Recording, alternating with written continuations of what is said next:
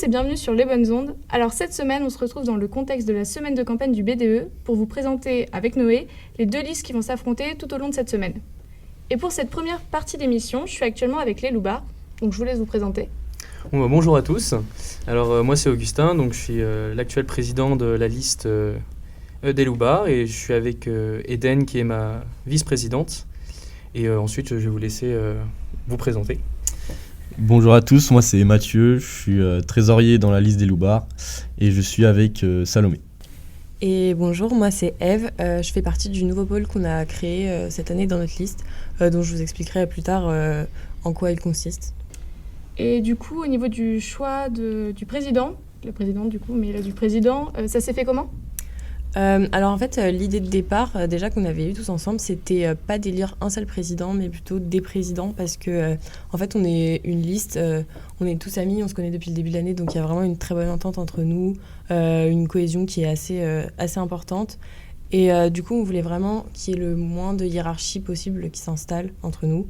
Donc du coup, on avait plutôt réfléchi à une idée de coprésidence avec deux présidents, une fille et un garçon. Sauf que légalement, avec les statuts du BDE, c'était pas possible. Du coup, on s'est rabattu sur le classique duo président-vice-président. Et du coup, le choix, il s'est vraiment porté naturellement sur Augustin. En fait, il y a eu vraiment un consensus de la part de tout le monde. Parce que Augustin, tout le monde le connaît, parce qu'il a une mentalité un peu de leader. Déjà, il tire les gens vers le haut, vraiment systématiquement. Et puis aussi, Augustin, c'est vraiment le plus travailleur d'entre nous. C'est vraiment un travailleur acharné. Il s'investit vraiment énormément dans la vie de l'IEP, puis dans les sports et puis aussi dans d'autres engagements associatifs qui demandent beaucoup d'investissement. Mais bon, du coup, il est toujours en duo avec Eden. C'est vraiment tous les deux un duo, ça enlève en rien cette idée de duo qu'on voulait vraiment avoir. Parce que vraiment, l'un complète l'autre et puis les deux, ils rassemblent les gens, ils structurent le groupe pour en tirer vraiment le meilleur. Donc voilà. D'accord, merci beaucoup. Moi j'avais une petite question, c'est est-ce que certains d'entre vous avaient pensé à s'engager dans d'autres associations cette année ? Si oui, est-ce que vous pensez que ça va pas être un peu trop gênant au niveau du temps pour le BDE ? Alors en gros, chacun conçoit qu'il faut s'investir, qu'il faut s'engager dans la vie associative de l'IEP. Donc on était tous motivés pour participer à plein d'associations au départ, on voulait vraiment faire beaucoup de choses. Après, on s'est dit que l'IEP aujourd'hui c'est le dernier qui a été créé, donc il y a besoin de le développer, il y a besoin de le faire avancer. Et donc cette idée d'intégrer le BDE, pour nous, c'est un engagement qui va être total pour être complètement efficace. C'est-à-dire qu'on ne va pas aller se disperser dans d'autres associations et du coup fournir un travail qui serait partiel. Donc même si on est beaucoup à vouloir cumuler certaines assos, on s'est tous dit qu'on allait rester dans le BDE principalement. Après, c'est aussi en voyant la charge de travail avec l'organisation de la campagne, quand on a vu tout ce qu'il fallait faire, ça nous a aussi orienté sur le fait qu'on devait tous s'investir à fond pour le BDE. En revanche, ça n'empêchera pas chacun de faire des sports, d'être peut-être capitaine d'équipe si c'est possible, parce que voilà, ça va nous permettre de nous vider la tête aussi et aussi de pouvoir du coup sortir toutes nos émotions à ce moment-là pour être du coup pleinement engagé au sein du BDE. Alors du coup maintenant un peu plus sur votre programme qui est resté secret pour le moment. Donc est-ce qu'on peut en apprendre un peu plus justement sur ce programme ? Déjà, au-delà du programme, je voulais vraiment mettre en avant le fait que notre engagement il était vraiment absolu depuis presque le début de l'année. On veut faire ça depuis longtemps. On a vraiment été beaucoup investi. On espère avoir le meilleur rendu possible au final. En tout cas, on est conscient que la campagne va être serrée, rien n'est acquis. Il y a une autre liste qui a sûrement des très bonnes idées, etc. Mais nous, on prend notre rôle très à cœur et très au sérieux. Et c'est aussi pour nous une première expérience de travail en groupe, pour beaucoup d'entre nous. On est vraiment un groupe d'amis très proches, on se connaît beaucoup, on connaît nos faiblesses, on connaît nos points forts. Et on n'hésitera pas, déjà on n'a pas hésité pendant la campagne, on n'hésitera pas l'année prochaine, de se dire les choses, si quelque chose va mal, on le dira et personne ne sera vexé, etc. Donc vraiment, la cohésion, c'est notre point fort et je pense que pour le BDE, c'est une qualité importante et c'est sûrement la clé. Ensuite, pour revenir sur le programme en soi, je pense que l'élément fort de notre programme, c'est peut-être la démocratisation de la vie étudiante. On veut dire par là qu'on veut rendre vraiment accessible à tous les activités et tous les événements qu'on va organiser et ne laisser personne de côté l'année prochaine. Cette année, on a fait un sondage il y a quelques mois et on a vite remarqué qu'en fait, il y a pas mal de personnes qui ne se retrouveraient pas forcément dans les activités qui étaient proposées par pas que le BDE, mais aussi d'autres associations. On comprend que les soirées peuvent être des fois un peu chères, qu'elles sont un peu... ça c'est pareil. Que les soirées peuvent être un peu chères, aussi assez loin, donc c'est difficile de s'y rendre, etc. Et donc l'année prochaine, on va vraiment essayer de diversifier les activités, que ce soit hors du campus, mais aussi au sein du campus. On va essayer aussi de réduire les prix sur certains événements, grâce aussi... Bonne chance. Merci. Grâce aussi au pôle bon plan, que Eve vous expliquera plus tard. Mais pour résumer, on essaiera d'avoir plusieurs financements et obtenir certains avantages des entreprises. Et aussi, une mesure phare, je pense qu'on peut proposer, c'est aussi, on a eu ça à l'unanimité, on a choisi ça, c'est un consensus. On s'engage vraiment à proposer pour le maximum d'événements. On espère pouvoir le faire pour tous, mais c'est proposer un prix boursier pour les soirées, etc. On espère vraiment pouvoir accomplir cette mission. En tout cas, ça nous tient vraiment à cœur.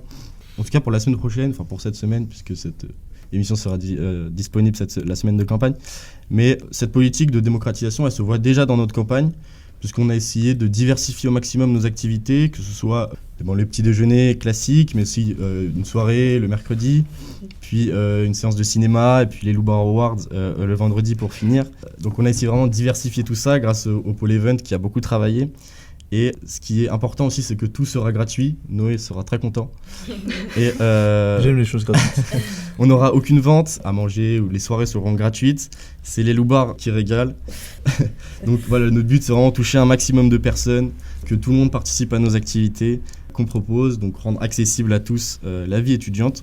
Et aussi montrer qu'on a la capacité de proposer des activités très différentes avec un budget assez restreint pour une campagne. Et après, je voudrais ajouter aussi qu'on a mis un point d'honneur à la qualité de la communication, parce que pour nous, c'est vraiment important de garder une cadence qui est qualitative, et puis on souhaite vraiment améliorer cette communication une fois élue.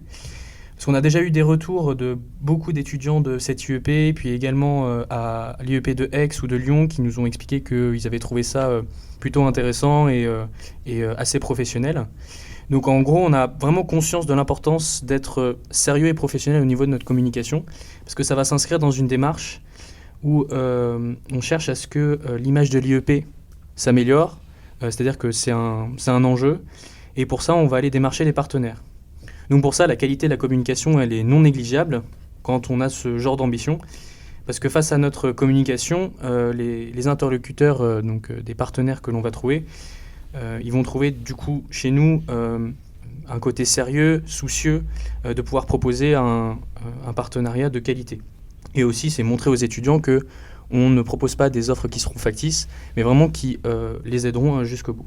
Et donc pour ça, ça a été surtout, comme vous l'avez vu au travers des photos que l'on a publiées au travers de la campagne, voilà, plutôt qu'un fond blanc ou un fond coloré, on s'est habillé de manière assortie pour donner une image, voilà, presque professionnelle. Oh, un peu de respect, s'il te plaît. Pour donner une image du coup, voilà, qui serait presque professionnelle et du coup une communication qui sera, voilà, dans une objectif de bien faire.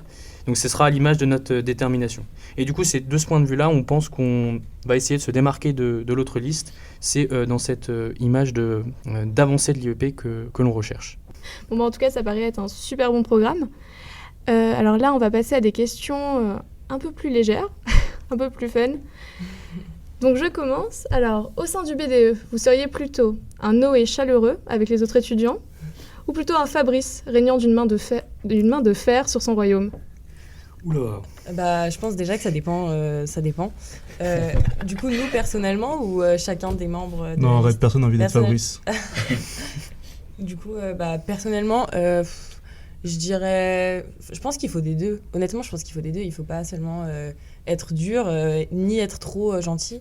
Je pense qu'il faut vraiment être nuancé. Donc, les deux figures, elles sont vraiment très bien. Et je pense que la liste, dans son entièreté, présente les deux profils complètement. Moi, être un mélange des deux, ça me va. C'est cool. Moi, je soutiens Fabrice. En tant que trésorier, je pense qu'il faut être ferme. Tu demanderas à Inès. Moi, j'avais plutôt une question un peu plus pratique, un peu plus dans l'action. Vous êtes au gala de fin d'année de l'année prochaine. C'est vous qui gérez le bar, mais vous voyez que concrètement, les caisses sont vides parce que vous avez mal géré votre business et votre budget. Hein, Mathieu? Donc, est-ce que vous dosez les verres, mais pas trop quand même, parce que oui, l'alcool ça coûte cher, vous allez voir. Tant pis, vous dosez correctement, désolé pour le prochain B2, ça sera triste. Ou pas de budget, voilà, vous connaissez pas, parce qu'évidemment, vous aurez toutes les subventions et autres petits cadeaux. Money. Contrairement au tribun. Oui, fuck les tribuns. Eh bien, je pense que non, on va rester sur les verres. Je pense qu'on va garder les mêmes doses. C'est juste que on remboursera avec peut-être notre argent ou alors l'argent qu'on aura l'année prochaine grâce aux adhésions, etc. Oui, le but, c'est pas de proposer un service qui sera de moindre qualité parce qu'on aurait raté le budget. Ça, c'est de notre responsabilité. Et donc, du coup, on trouvera les moyens pour gérer tout Voilà, ça. si on fait des erreurs financièrement, on assumera et ce sera à nous de les corriger en tout cas. En fait, vous êtes plutôt une start-up list, quoi. Une Startup Nation. On peut dire ça. Pas une start-up list, mais en tout cas, on souhaite vraiment proposer vraiment pour chaque étudiant quelque chose de viable et surtout qui peuvent s'amuser, qu'on peut intégrer tout le monde. C'est vraiment l'objectif principal. Alors, votre BDE sera plutôt comme Balkany, pratiquant la fraude fiscale pour améliorer les fonds du bureau, ou plutôt comme Fillon, avec des membres fantômes en mode emploi fictif. Ah non, mais pas du tout d'emploi fictif. D'ailleurs, du coup, je peux en profiter pour vous parler du nouveau pôle qu'on a créé, pour vous rassurer sur le fait que ce ne sera pas un pôle fictif. Parce qu'en fait, on a pensé que créer un nouveau pôle, c'était une bonne idée. Puisqu'on veut vraiment une liste BDE qui s'assimile à l'image de l'école, c'est-à-dire que l'école, chaque année, elle augmente numériquement en nombre d'élèves. Et du coup, on s'est dit qu'un BDE un peu plus nombreux que le BDE actuel, c'était une bonne idée. Et du coup, on a créé un pôle qui vraiment s'adapte aux nouveaux besoins des étudiants qui sont donc de plus en plus nombreux. Donc ce pôle, on l'a appelé le pôle Bon Plan, et il est composé de Thibaut et de moi. Et du coup, notre objectif, c'est vraiment d'apporter des avantages aux étudiants de Sciences Po Saint-Germain et surtout des avantages économiques. Ça rejoint l'idée que notre programme, on veut vraiment le centrer autour de la démocratisation de la vie étudiante. Donc ce seraient des avantages qui seraient à Saint-Germain-en-Laye directement ou à Paris, dans certains endroits à Paris. On pense vraiment que ce pôle pourra être utile à tout le monde et on va tout mettre en œuvre pour qu'il soit vraiment efficace comme on l'imagine. Et de toute façon, vous verrez ce qu'on vous a déjà préparé pour la campagne. Donc, voilà. Et enfin, pour finir, une question qui nous a été posée par un membre très influent de l'IEP, Guillaume Rubio. Donc attention, est-ce que vous êtes prêts? Que pensez-vous des tribuns de Saint-Germain-en-Laye? Feu alors, Patrick.